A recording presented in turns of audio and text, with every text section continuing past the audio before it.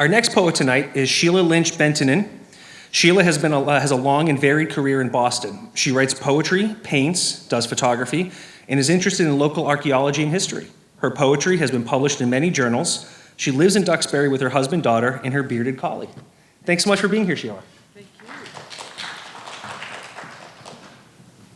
I'd like to thank all those that organized this evening. It's wonderful for poets.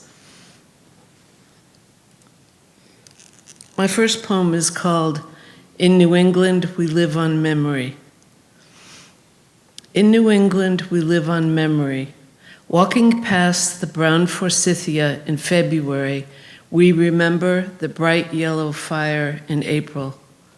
The hot, humid August day reminds us that a hushed snowfall will come. The dull brown earth in March brings us hope for the opulently gorgeous peony in May. The dark purple frozen cranberry bog in winter reminds us of the October blazing red harvest. The windswept grass of the outer beach in September leads us to recall the fierce, magnificent snowy owl in winter.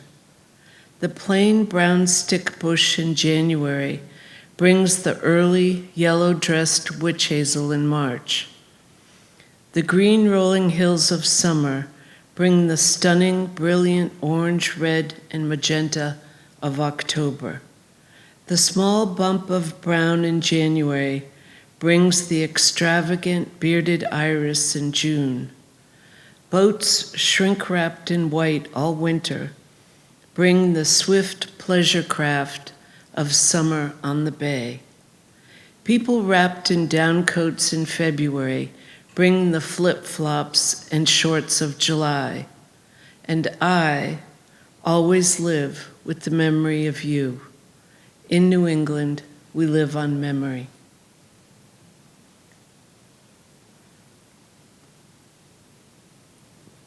The next poem is a poem I wrote about my mother. Galaxy. I was a dull moon orbiting around in her galaxy. She was the brightest, shiny center. We all revolved around her, pulled in by her energy, in great awe of her attraction. Now, gravity has changed with time and space. All that is left are the beautiful impressions of the light of her existence. We are most grateful to have witnessed her glow. This next poem I just wrote. It's titled Starship and I. If you don't know, SpaceX launched their biggest rocket last week called Starship, and it rose a few thousand feet, and then it burst into this magnificent smoke-colored thing. And it prompted this poem. Starship and I can relate to you, O blown to smithereens starship. Starship experienced a rapid, unscheduled disassembly before stage separation. I am officially a senior citizen, according to the United States Social Security Office. I think about how my bag of bones will have their rapid, unscheduled disassembly. I think about my family that I love and how stage separation will happen. I shall be disassembled into my chemical constituents and hopefully reorganized into something useful. Had I enough time left, I would learn the art of ignoring the news of the world and keep to my own singular passions and pleasures. In the meantime, I shall eat chocolate and enjoy the indescribable color of new spring grass.